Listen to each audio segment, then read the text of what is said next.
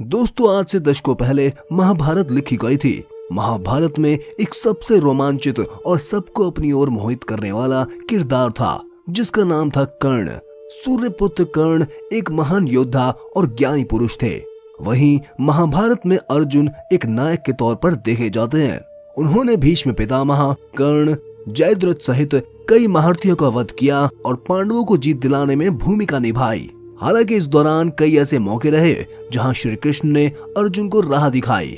यही नहीं, कुछ मौकों पर जब अर्जुन अधीर हुए और अहंकार के वश में आते दिखे तो श्री कृष्ण ने उसी क्षण इसे नट भी किया। ये तो सभी को पता है कि कर्ण को जन्म से लेकर मृत्यु तक उन्हें कितनी ज्यादा यातना झेलनी पड़ी थी।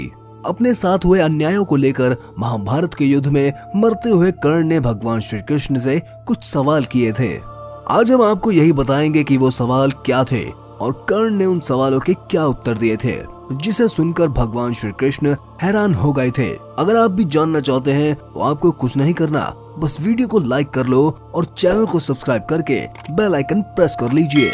आइए अब वीडियो में आगे बढ़ते हैं। दोस्तों, कहा जाता है कि महाभारत के युद्ध में कौरव अर्थम और पांडव धर्म के साथ कुरुक्षेत्र के मैदान में लड़े। महाभारत युद्ध के दौरान ऐसी कई विशेष घटनाएं घटित हुई जो आज भी लोगों के लिए शिक्षा, क्षेत्र, संदेश और उपदेश की तरह है। महाभारत युद्ध के मैदान कुरुक्षेत्र से ही गीता उपदेश की उत्पत्ति भी मानी जाती है, जो कि श्री कृष्ण द्वारा अर्जुन को प्राप्त हुआ था। महाभारत का युद्ध ऐसा भयावह युद्ध था जिसमें बहुत से दिग्गज और शक्तिशाली योद्धाओं ने कौरवों और पांडवों की तरफ से लड़ाई लड़ी और अपने प्राण त्याग दिए। उन्हीं दिग्गज शूरवीरों में से एक थे सूर्यपुत्र कर्ण। महाभारत का युद्ध 18 दिनों तक चला। इस युद्ध में 17वें दिन कौरवों के सेनापति कर्ण को वीरगति प्राप्त हुई। जब अर्जुन ने निहस्त कर्ण पर दिव्यास्त्र का प्रयोग कर दिया तब अर्जुन के दिव्यास्त्र से कर्ण की मृत्यु हो गई। कर्ण दानवीर था, लेकिन जीवन भर भाग्य ने उनके साथ कंजूसी दिखाई। जन्म के साथ ही माँ का साथ छूट गया। माँ ने बदनामी की डर से कर्ण को जन्म लेने के साथ ही बक्से में बंद करके गंगा में प्रवाहित कर दिया। इससे कर्ण को अपनी वास्तविकता का ज्ञान नहीं हो पाया और यह उसके लिए मृत्यु का कारण बन गया। गुरु परशुराम जी ने कर्ण को शाप दे दिया कि तुम मेरी दी हुई शिक्षा उस समय भूल जाओगे जब तुम्हें इसकी सबसे ज्यादा जरूरत होगी। शाप की वजह यह थी कि कर्ण ने क्षत्रियों के समान साहस का परिचय दिया था, जिससे गुरु परशुराम क्रोधित हो गए क्योंकि उन्होंने क्षत्रियों को ज्ञान न देने की प्रतिज्ञा ली थी। और सत्य भी यही था कि कर्ण एक क्षत्रिय थे और वास्तविकता का बोध नहीं होने की वजह से ये खुद को सूत पुत्र बताते थे। अर्जुन के हाथों कर्ण की मौत के पीछे दूसरा कारण एक ब्राह्मण का श्राप भी था। एक बार कर्ण अपने रथ से जा रहे थे। तेज रफ्तार रथ के नीचे एक गाय की बछिया आ गई, जिससे उसकी मृत्यु हो गई। ब्राह्मण ने क्रोध में आकर कर्ण को श्राप दे दिया कि जिस रथ पर चढ़कर अहंकार में तुमने गाय के बछिया का वध किया है, उसी प्रकार निर्णायक युद्ध में तुम्हारे रथ का पहिया धरती निकल जाएगी और तुम मृत्यु को प्राप्त होगे। महाभारत के निर्णायक युद्ध में कर्ण के रथ का पहिया धरती में धंस गया और इसे निकालते समय अर्जुन ने दिव्यास्त्र का प्रयोग कर दिया। इस समय कर्ण परशुराम जी के श्राप के कारण ब्रह्मास्त्र का प्रयोग नहीं कर पाए और मृत्यु को प्राप्त हो गए।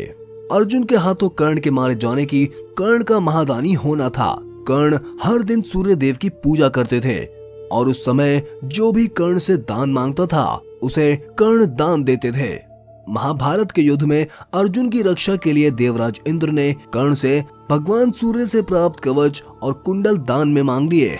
दिव्य कवच और कुंडल कर्ण दान नहीं करते तो उन पर किसी भी दिव्यास्त्र का प्रभाव नहीं होता और वे जीवित रहते। देवराज इंद्र के दिव्यास्त्र का घटोत्कच पर प्रयोग कर कर्ण की मृत्यु का कारण बन गया। कवच कुंडल दान के बदले कर्ण को देवराज से शक्ति बाण मिला था, जिसका प्रयोग कर्ण एक बार ही कर सकते थे। कर्ण ने इस बाण को अर्जुन के लिए बचाकर रखा था, लेकिन घटोत्कच के आतंक से परेशान होकर कर्ण को शक्ति बाण का प्रयोग घटोत्कच पर करना पड़ गया। अगर ऐसा नहीं होता तो महाभारत के युद्ध का परिणाम कुछ और ही होता। कर्ण की मृत्यु के पीछे एक बड़ा कारण स्वयं भगवान श्री कृष्ण थे, जिन्होंने इंद्र को वरदान दिया था कि वह महाभारत के युद्ध में अर्जुन का साथ देंगे और सूर्य के पुत्र कर्ण पर विजय प्राप्त करेंगे। कर्ण की मृत्यु अर्जुन के हाथों होने की एक अन्य बड़ी वजह यह थी कि कर्ण दुर्योधन का साथ दे रहे थे जो अधर्म कर रहा था। अधर्म का साथ देने की वजह से कर्ण वीर गति को प्राप्त हुए।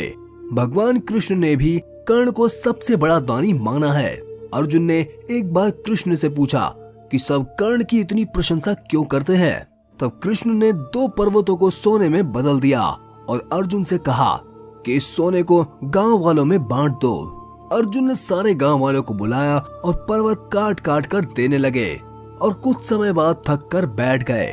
तब कृष्ण ने कर्ण को बुलाया और सोने को बांटने के लिए कहा।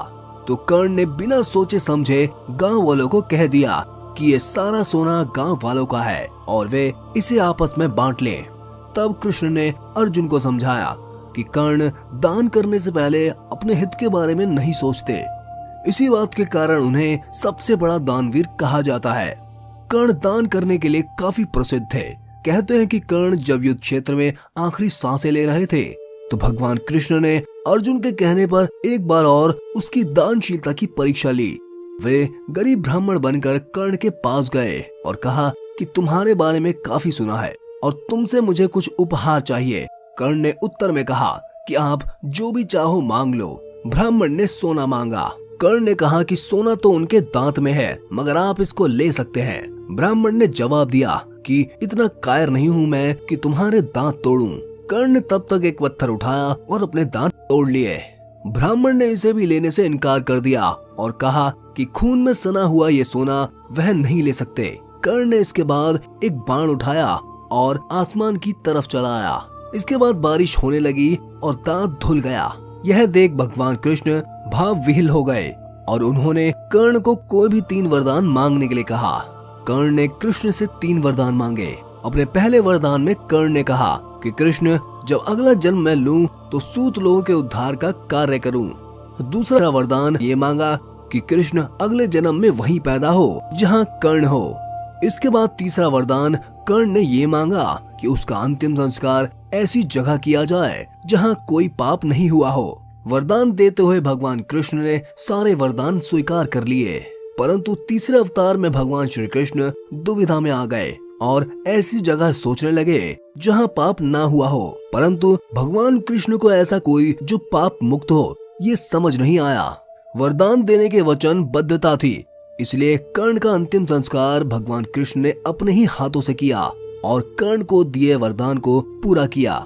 इस तरह दानवीर कर्ण का अधर्म का साथ देने के बावजूद भगवान कृष्ण को कर्ण का अंतिम संस्कार करके उसको वीरगति के साथ बैकुंठ धाम भेजना पड़ा था। दोस्तों, आज की वीडियो में बस इतना ही। आपको हमारी वीडियो पसंद आई हो तो कमेंट बॉक्स में जय श्री कृष्ण जरूर लिखें और वीडियो को लाइक जरूर करें और हमारे चैनल पर नए हैं तो सब्सक्राइब करके बेल आइकन ऑन करना बिल्कुल भी ना भूलें। हम मिलेंगे आपको फिर से अगली इंटरेस्टिंग वीडियो में। तब तक के लिए धन्यवाद।